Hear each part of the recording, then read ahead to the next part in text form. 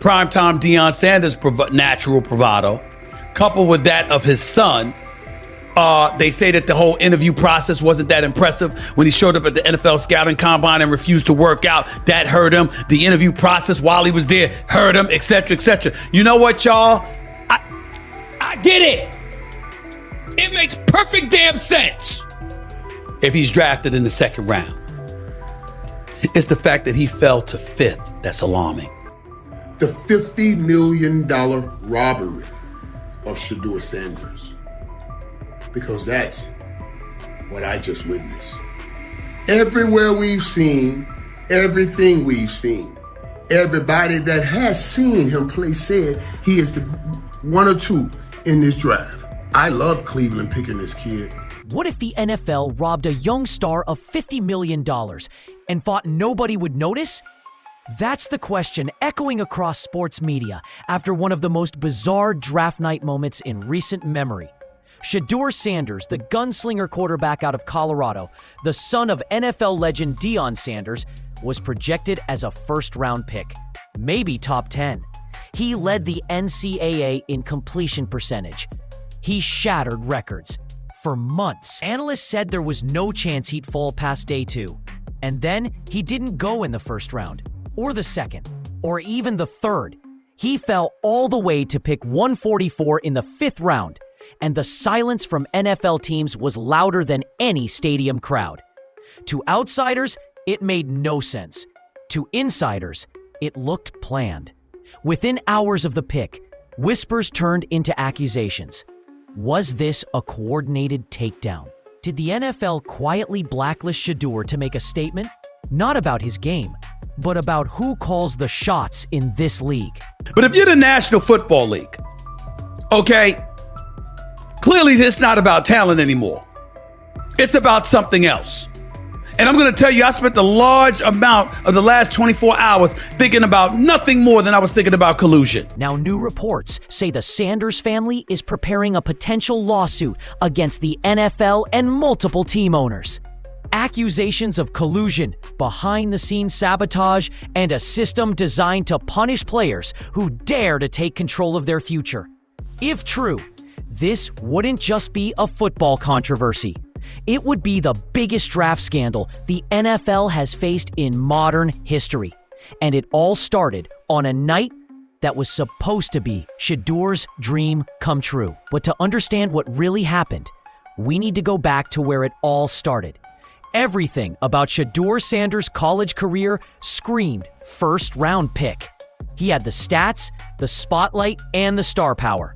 With a record-breaking 74.1% completion percentage, he led the NCAA in accuracy, broke multiple school records, and became the face of the most talked-about college football season in 2 decades. Top analysts called him a lock for the first or early second round. Some even predicted a top 10 pick. And why wouldn't they? What we're looking at is a convergence of a lot of history falling into one weekend. There's a history of the NFL and their ideas about protecting the shield and what they feel like. There's histories of the Sanders, history of the quarterback, which makes this really complicated, pretty much impossible to find one specific answer about why Sanders fell. He was probably already a fringe first-round pick, so some of the mock drafts were wrong. There's probably some owners out there who wanted to humble him and Sanders, and then there's just the talent that was there. So I'm not, it's okay, I think, to say we don't know what the specific answer is. What I do know, though, and I know it's maybe a little bit of a tangent, but I feel like it's important to say. I want to say this to folks on the internet and folks who are paying attention. This is not the Colin Kaepernick situation. This is important to know. Colin Kaepernick was absolutely blackballed from the league for standing up for folks' rights. This is not what Shedeur Sanders went through. He was embarrassed for 48 hours in a draft, and he ended up going to a Browns team where he still could possibly be a starter on that team because they managed to have half of Wu-Tang Clan's worth of bad quarterbacks, and he can still work his way up to a starter. So this is not the same situation. His career can still end up being okay. But as the draft weekend rolled in, and name after name got called, Shedeur stayed seated. One round passed, then another. Cameras at his private draft party began to turn away. The champagne stayed sealed. When the phone finally rang, it wasn't the spotlight. It was Cleveland. Pick 144, 5th round. A quarterback once dubbed unmissable fell more than 130 slots, and no one in the league blinked. But for those watching closely, it didn't feel like a coincidence. At first, the slide seemed like a miscalculation. maybe a team fit issue, maybe front office politics. But behind the scenes, something didn't sit right. 32 NFL teams passed on a quarterback with top-tier metrics and generational pedigree. Not once, but 4 times. And according to insiders close to the Sanders family, it wasn't a mistake. It was a message. That message? Sit down. Know your place. Because how in the hell does 32 teams in the National Football League pass on a quarterback that was universally recognized one of the top 3 quarterbacks in the country entering this draft, and 32 teams passed on him? Not once, not twice, not 3 times, but 4 different times they passed on him. How the hell does that happen? 4 rounds. It doesn't happen to a quarterback. We've never seen anything like this before. We've seen guys drop because of injuries. We've seen guys drop because of off-field issues, but we've never seen a quarterback projected to be a top 20 pick, universally recognized one of the top 3 quarterbacks in the draft, projected to be a first rounder, in all likelihood a safe bet of a late first rounder, and drop literally to the 5th round. We haven't seen anything like that. Almost immediately after the draft, reports surfaced that the Sanders camp was preparing legal action, not just against individual franchises, but against the NFL itself. The allegations? Collusion, defamation, financial sabotage. Sources claim a private investigator working with the family uncovered internal communications between NFL ownership groups. Messages that allegedly show teams were quietly advising each other to avoid Shedeur, unless absolutely necessary. And it didn't stop with him. The real issue, according to those leaks, wasn't just Shedeur, it was Dion.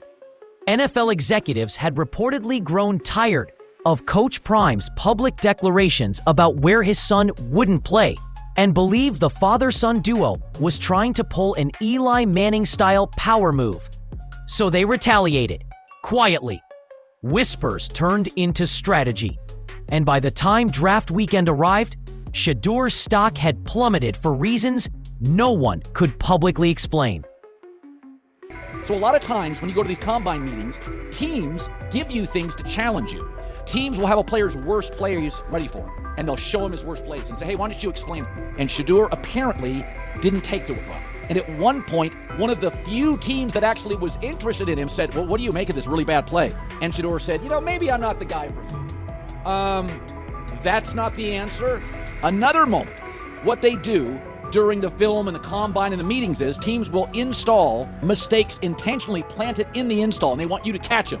Shedeur didn't, and when a coach called him out, once again, it didn't sit well. It's like, bro, there's not many teams needing quarterbacks, especially since Pittsburgh appears to have a deal with Aaron Rodgers and Tennessee's getting Cam Ward. So you're down to the Giants, who were not interested at all, and Cleveland, who traded out of that 2 spot because clearly they were looking for next year's class like the Rams are. On paper, it looked like a surprising fall. But behind closed doors, it looked orchestrated. Just when it seemed like things couldn't get messier, they did. Days after the draft, the New York Giants quietly leaked a heavily edited clip from their pre-draft interview with Shedeur Sanders. The footage was short, vague, and clearly chopped up, but it painted Shedeur in a bad light. He looked irritated, dismissive, even careless. It was the exact reaction NFL teams hoped fans would have. See, maybe he's not that serious after all. But then came the backlash.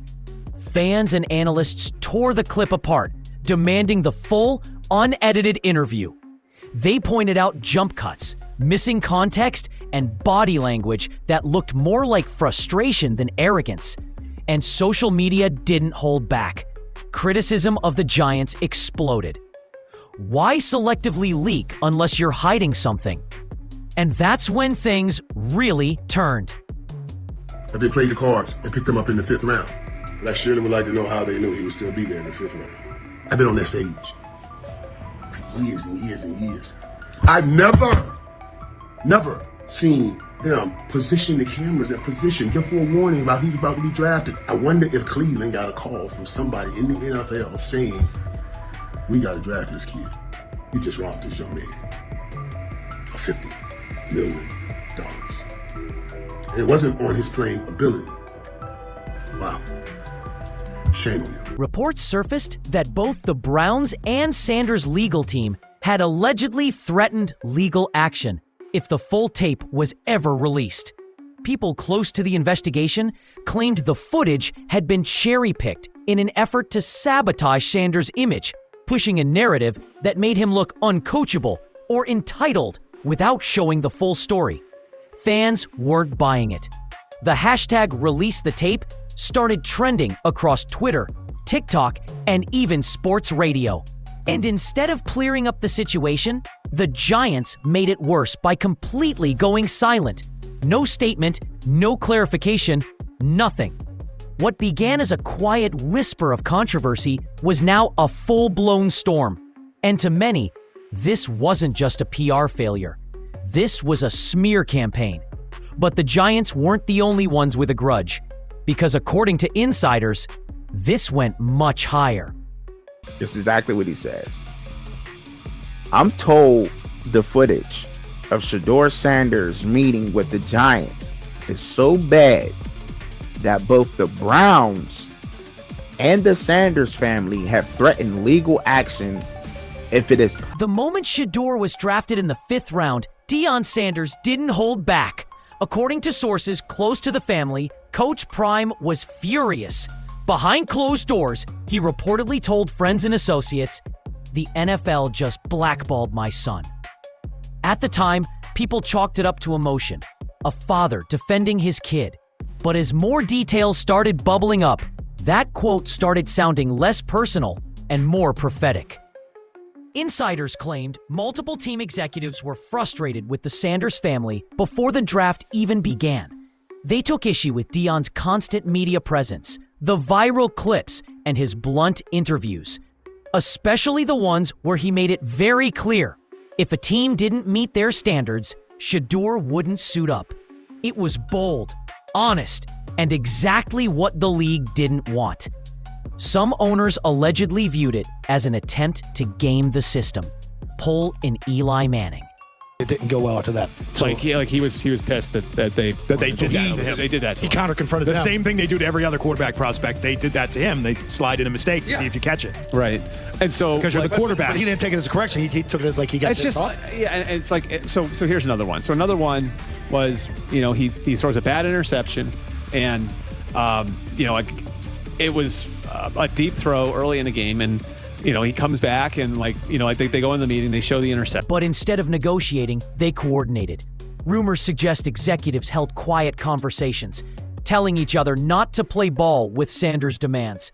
One insider even claimed that quotes from Deion's Super Bowl week interviews were circulated among owners as red flags. The league, it seems, wasn't just punishing Shedeur. They were sending a message through him. This wasn't just about skill. This was about control. The same way the league once froze out Colin Kaepernick for taking a stand, some now believe Sanders was soft blacklisted for trying to do things on his terms. Not because he kneeled, but because he dared to say no. And just like that, draft weekend didn't feel like a game anymore. It felt like payback. Despite the chaos, and despite the silence from most of the league, one team was waiting. The Cleveland Browns didn't just draft Shedeur Sanders. They seemingly planned their entire 5th round around it. GM is getting fired. The GM, who was that nigga that Jaden Daniels. The GM is on film that the nigga's son, the nigga asked his son last draft, yo, who you think I should pick? His son like, yo, you need to get the Jaden Daniels nigga, B. This is what his son, it's on tape. You should go Jaden Daniels. He laughing at his son. And all right, cool, get Jaden Daniels. I don't even know how that tape got out. I wouldn't have let the shit get out. What raised eyebrows even more? Just 2 picks before selecting Sanders, Cleveland had already taken another quarterback, Dylan Gabriel. Analysts were confused. Why stack QBs in the same draft? But insiders had a different take. According to early reports, Browns owner Jimmy Haslam was deeply involved in the team's war room discussions. Some even claim Haslam personally overruled the coaching staff, ordering the front office to grab Shedeur immediately if he was still on the board. One source put it bluntly, that pick didn't come from the coach. It came from the top. And here's the kicker. Rumors suggest someone from inside the league tipped Cleveland off that Sanders would still be available in the 5th round. How would they know that? Unless someone had shaped the narrative. Coaches reportedly hesitated. Kevin Stefanski, according to Colin Cowherd, wasn't on board with the pick at all. Funny. New York Giants. Where these tapes at? You hear me? Because if Shedeur Sanders was so unprofessional, y'all would have leaked the tapes for the whole world to see, right? Because understand, it's a lot of he say, she say. But one thing I do know, as a young black man growing up in this world, being straightforward and not sugarcoat. In fact, it's believed he rushed to take Gabriel earlier, specifically to block ownership from pushing Shedeur. But he failed. Haslam got his guy. And since then, the team's tune has changed. GM Andrew Berry publicly stated that Sanders was drafted to compete, not just sit behind veterans. Ownership, reportedly, is fully behind him starting week 1. There are whispers they see him as more than a quarterback. They see a future face of the franchise. So while the rest of the league quietly walked away, Cleveland doubled down. And now, the very team that took the controversial pick might soon hand him the keys to the entire offense. But here's the question. Did they steal him? Or did the NFL set it up? This story might have ended with a late-round steal. But it didn't. Because Shedeur Sanders isn't walking away quietly, and neither is his family. Multiple sources now report that a major lawsuit is being prepared. And it's not just aimed at the NFL. It's expected to name several team owners, select front office execs, and possibly even league representatives in a legal case that could rock the foundation of the draft process. The claims? Collusion, defamation, financial damages exceeding $50 million. And they're not empty accusations. Investigators working with the Sanders legal team claim to have obtained private communications, including internal emails and texts between team personnel. These messages, though still unreleased to the public, allegedly show discussions encouraging teams to intentionally pass on Sanders, not for talent, but to humble him. Even media comments are under the microscope. One line in particular: "Nobody wants a celebrity backup quarterback," famously said on air by Colin Cowherd, is already being flagged in early drafts of the complaint. From the Sanders camp's perspective, this wasn't just a slight. It was part of a larger strategy to paint Shedeur as a liability. If the lawsuit goes forward, it may open the NFL to discovery, forcing internal documents, decision-making records, and even footage to be made public. For years, people have whispered that the NFL protects its power structure. This case might finally bring that shadow into the spotlight. If the league thought embarrassment would break Shedeur Sanders, they clearly underestimated him. Because instead of folding, he showed up and started torching expectations. From day one of OTAs, Sanders came in focused, sharp, and deadly accurate. Teammates and staff didn't see a backup or a developmental prospect. They saw a quarterback already running the show. Reporters at Brown's training camp describe him as composed in pressure drills, fast on the reads. A source inside the organization went as far as to say he's commanding the huddle like a 5-year vet. GM Andrew Berry confirmed it publicly. Shedeur was drafted to compete for the starting job, not just sit and learn. And according to Colin Cowherd, ownership is pushing hard behind the scenes to make Shedeur QB1 by week 1. Even more telling, while veteran quarterbacks are still taking most first-team reps, internal pressure is mounting. Some staff reportedly fear getting overruled again, especially since coach Kevin Stefanski originally wanted no part in drafting Sanders. But what was once a divided conversation is now shifting rapidly in Shedeur's favor. He's showing up early, staying late, learning quickly. Instead of sulking in the shadows of a fifth-round scandal, he's flipping the narrative and firing back the only way that matters, on the field. And the more people count him out, the bigger the chip on his shoulder grows. Whether this was sabotage or coincidence, one thing is now crystal clear. They didn't stop him. They fueled him. What started as a brutal draft night freefall has now become something much bigger. Shedeur Sanders isn't just a rookie quarterback anymore. He's a walking revolution. The NFL may have tried to humble him.